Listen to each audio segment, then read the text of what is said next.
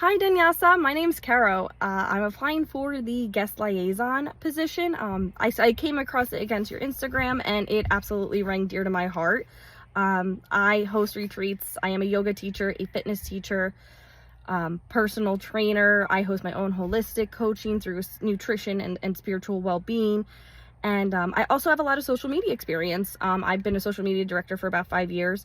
So I've done it for other companies as well as my own social media. So there was just so much impacted in that. And then I think one of your last core value is empowerment. And I thought that was so unique, but also so calling to me. As somebody who has embarked on a really large spiritual healing journey, I have taken what I have used to heal myself and I teach people. That's what I do through my program, is teach people to heal as well. And that's a part of what empowerment is using the not spiritual perfection but spiritual progress that I have been able to conquer and letting it echo into other people.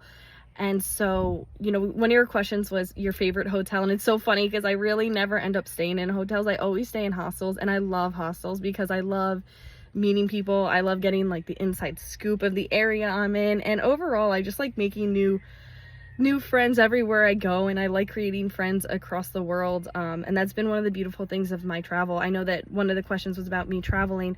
I've done 3 months in Europe. I was living on Paros Island in Greece, and so I did some traveling while I was there during that 3 months. I've also done a month and a half between India and Nepal.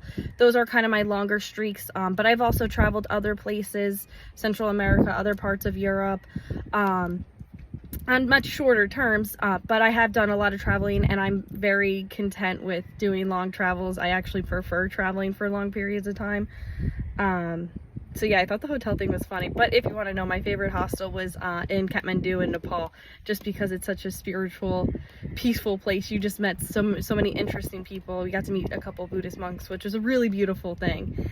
And you know, your next question, creating space for living and working.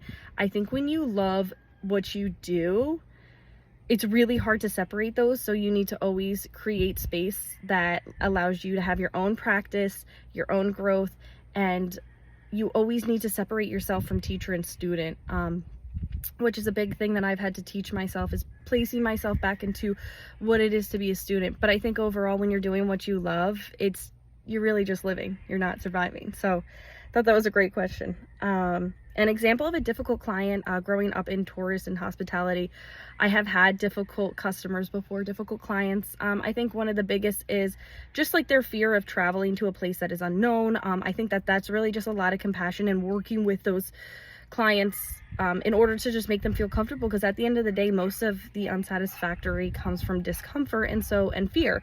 And so when we can work with both of those, it makes the customer a little bit more at ease, and overall just making sure that they have everything that they were expecting from the retreat.